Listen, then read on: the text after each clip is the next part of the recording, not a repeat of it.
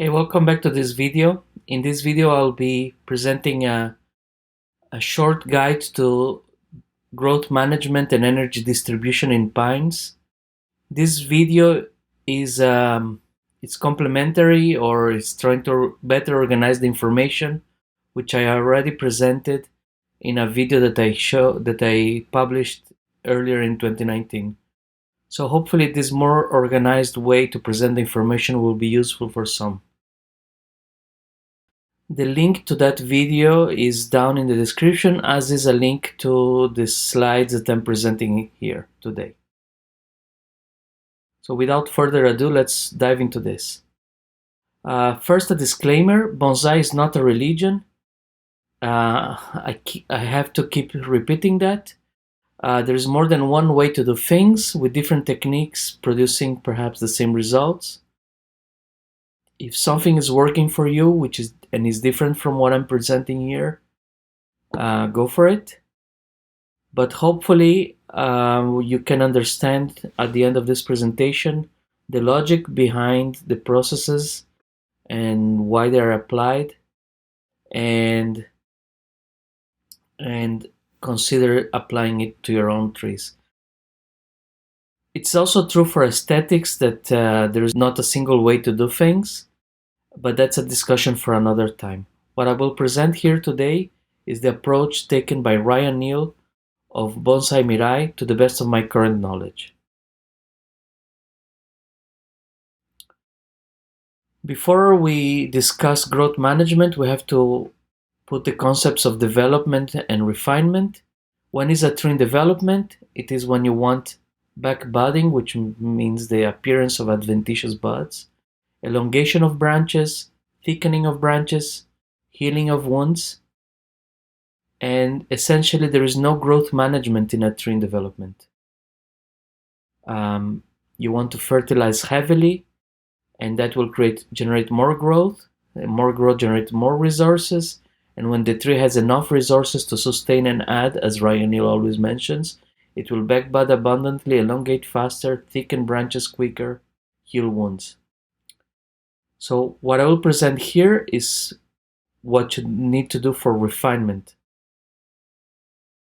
However, most trees are never fully in refinement. It's always a mixture of development and refinement. So what you have to do is think, what are you trying to accomplish? And if the priority is the refinement, then you have to approach fertilization, which is the main gas pedal for development, as in refinement. However, if you don't decrease the foliage in developing parts, you'll have more resources going to those areas that will drive back budding, elongation, thickening, and healing at a slower pace, but still produce it. And having trees in a mixture of development and refinement is possibly the most common situation. To discuss growth management, we have to understand how pines grow, and a pine branch without a growing tip will eventually lose all its needles, in general at most 3 years later, and become a dead branch. There are species such as bristlecone that hold old needles for up to 40 years, but the most common situation is that a branch holds needles for 3 years. So growth appears as elongating candles from the terminal buds that were set in the previous year. And the needles in these candles will grow in sets of 2, 3, or 5, depending on the pine species, as clusters protected by a sheath. This sheath is a pellicule at the attachment point to the candle.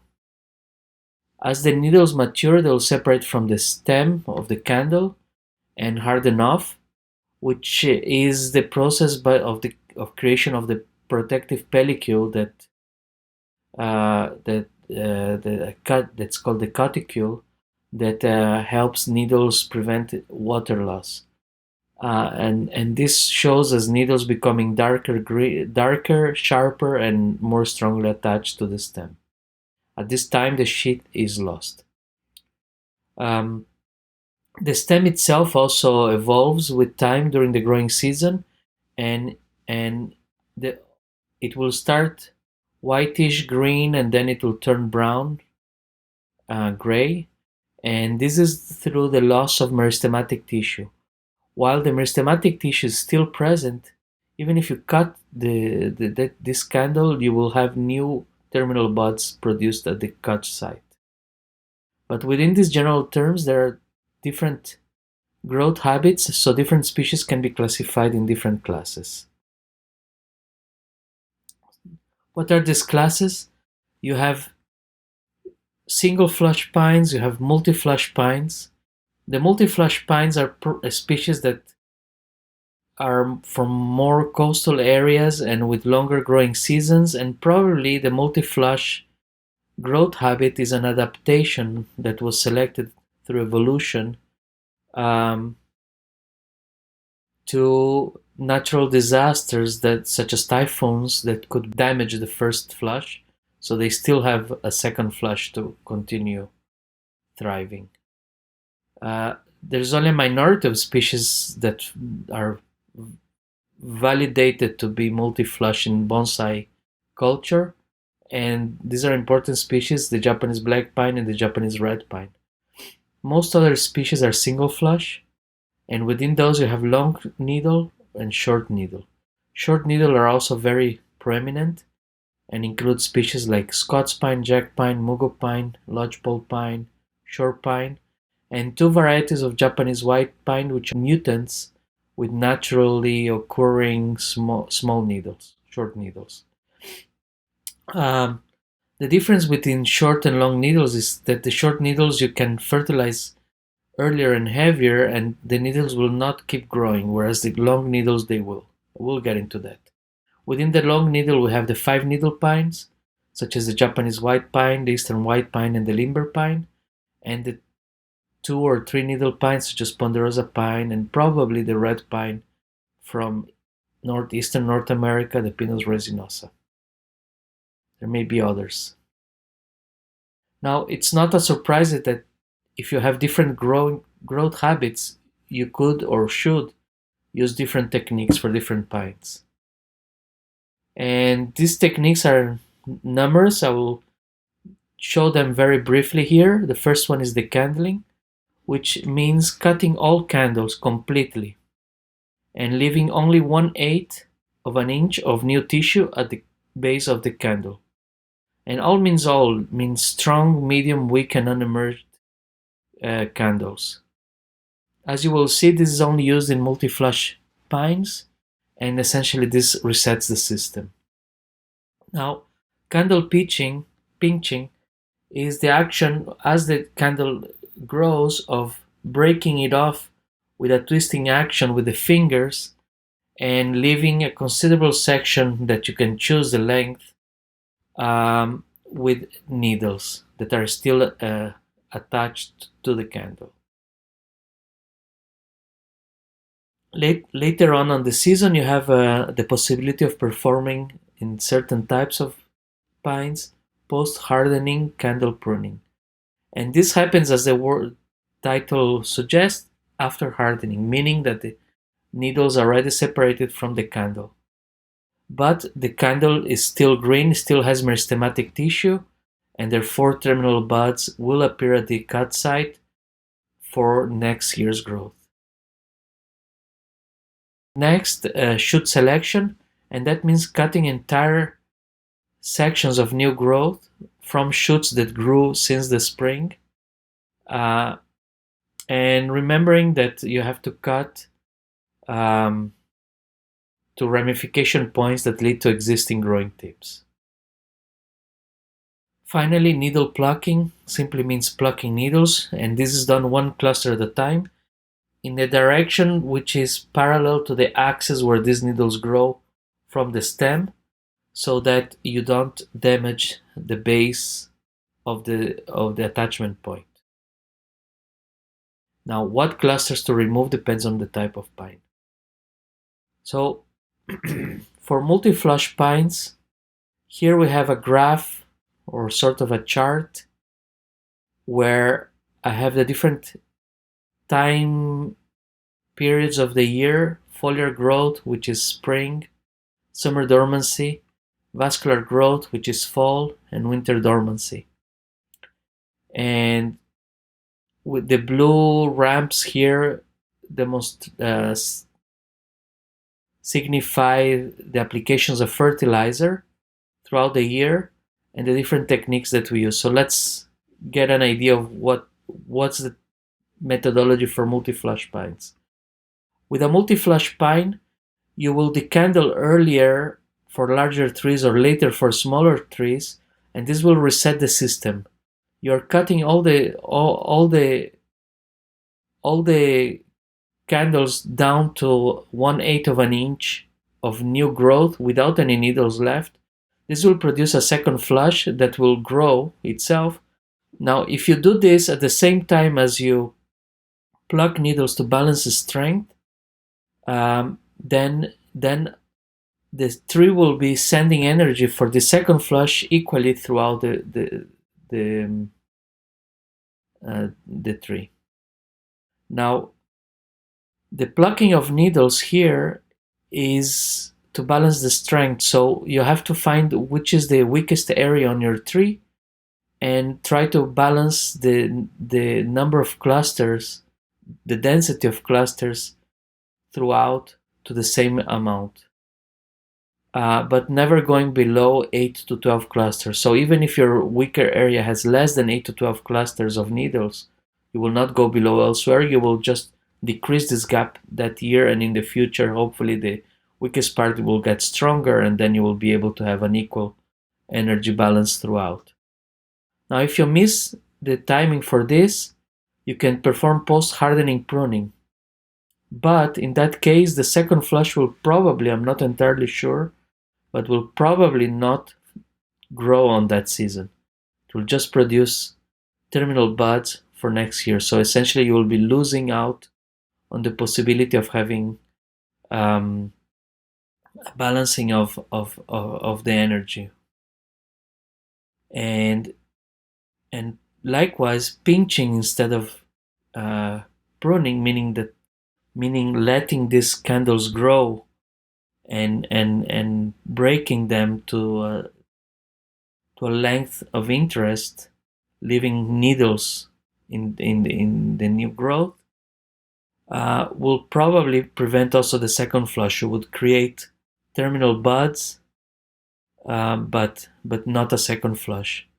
Now, my experience with multi-flush pines is limited, and maybe both with post-hardening pruning and if you were to apply pinching,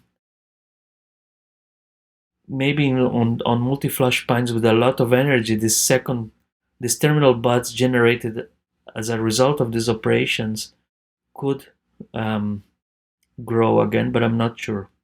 I never heard of that. But there's a possibility that I'm not fully knowledgeable. Now, for the second flush to be successful, you have to be fertilizing before. However, you have to stop the fertilization about a month earlier than the point where you will decandle. So you have to essentially know in advance, more or less, and get some experience with your own trees. One is more or less that I will decandle, and then work backwards to 2 months earlier to start fertilization. After the second, ideally, if you perform this, you will not touch the second flush. That will not flush again, and therefore, once those harden, you can start fertilizing again and continue with fertilization through the fall, which is the most important time to fertilize. And in the fall, you can perform shoot selection down to 2 clusters of equal strength and aesthetically pleasing, meaning with an acute crotch and laterally emerging. But if these things are not with acute, if the shoots that you want to keep are not with an acute crotch and not laterally emerging, you can always wire them to place. You can also remove bottom and third year needles in the fall. The third year needles will fall anyway. And that's it, essentially. So short needle single flush is somewhat similar, but instead of decandling, which would make no sense because you would not have a second flush, you would have terminal buds created 1/8 of an inch apart from where they were created last year, so there is no advancement in the refinement of the tree. So here you don't decandle, but instead you pinch, and you pinch strong candles uh, to the desired length, and then medium strength candles, and then weak candles to balance the energy. And if you miss that timing, you can perform again post-hardening pruning. And as a result of either of these two techniques, you will have terminal buds set up. After the hardening, you then can start fertilizing again because this is a short needle single flush pine. So the needles do not continue growing. Um, and again, fall for fertilization and shoot selection and removal of bottom and third year needles. For long needle pines, and starting with the 5 needle single flush pines, the situation is a little bit different. Again, decandling would make no sense because you would be creating a new set of terminal buds just where they were before anyway. And pinching would make the remaining needles in that candle explode in length. And again, if we're in refinement, we're trying to manage the long nature of these needles. So neither decandling nor pinching makes sense for long needle pines. And for the 5 needle single flush pines, you can perform post-hardening pruning for a period of about 2 weeks once the sheath protecting the needle clusters fall, and this in North America is around June and July. After that, you can perform shoot selection and also removal of bottom and third year needles, and the fertilization is in the fall. Now, if you fertilize earlier, your needles are still growing, and so you cannot fertilize in the spring because it will create excessively large needles. For long 2-3 needle single flush pines, most notably ponderosa pine, but also probably the Pinus resinosa red pine, the only technique that makes sense to perform is shoot selection and removal of bottom and third year needles at the same time as you perform the shoot selection. And again, fertilization only in the fall. Now, why we do not perform the other techniques here? First of all, decandling again would allow you to create a new set of terminal buds right where they were before, just 1/8 of an inch away, so it makes no sense to do it. Post-hardening pruning would eventually kill the branch because by the time that you could perform post-hardening pruning on a long 2-3 needle pine, the hardening happens so late, around September. This is when the sheath falls, that the meristematic tissue that you need to set the new terminal buds is long gone. So it's essentially impossible to perform post-hardening pruning on a ponderosa pine. And pinching again, you could do pinching while the candles are growing, but this would again redirect all the energy to the remaining needles, and those would grow excessively. So as you can see, there is a logic to all of this, and if we can compare all these different types of growth habits and the actions, it becomes very clear. For multi-flush, no pinching, decandling and energy balancing with needle plucking or post-hardening pruning. Um, for short needle single flush pine, pinching or post-hardening pruning, and in both cases you can start fertilizing right after post-hardening. And for long single flush pines, such as 5 needles, you can perform post-hardening pruning because they stop growing and harden slightly earlier while still meristematic tissue is present. But for long 2 or 3 needle single flush pines, such as ponderosa pine, the hardening happens much later and the meristematic tissue is gone, and so you cannot do that. And so for all pines, you can fertilize, and you should fertilize in the fall. For multi-flush pines, you have to fertilize earlier in the spring, a month before performing the decandling.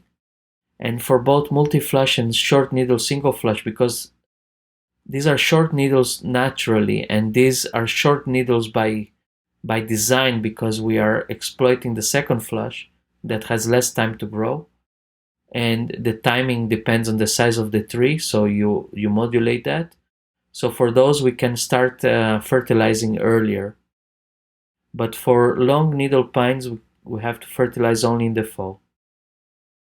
The last thing that I want to mention is that for multi-flush pines, you can perform the shoot selection at any time of the year essentially. However, if you do not perform it earlier in the fall, the accumulation of resources for the growth in the next spring will be reflective of the larger foliar mass before you perform the shoot selection, uh, and therefore you'll have an explosion of growth in the spring. So the ideal is to do it earlier in the fall, but if you do it at any other time, it will also work, but you'll have to work harder again here instead of getting to a steady state of maintenance. Um, I hope this video was useful. I hope the presentation of the information in this format is more organized and helps view the logic behind the processes more clearly. And I'll come back to all these techniques as the proper seasons come.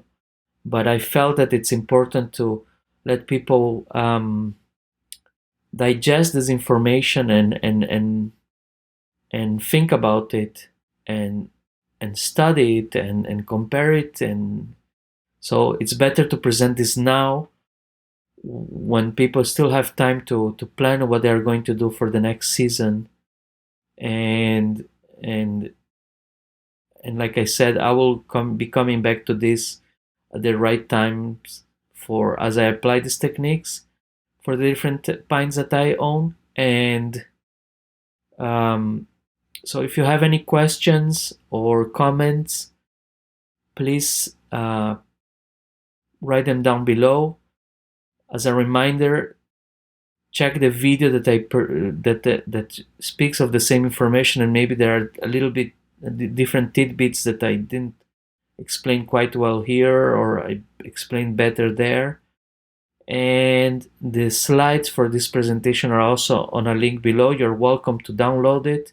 You're welcome to use them, as long as you follow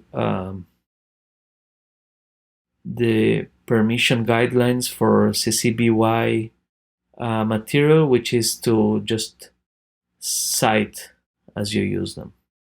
So thank you very much for staying with me until the end in this video, and please subscribe and share, and until the next one, bye bye.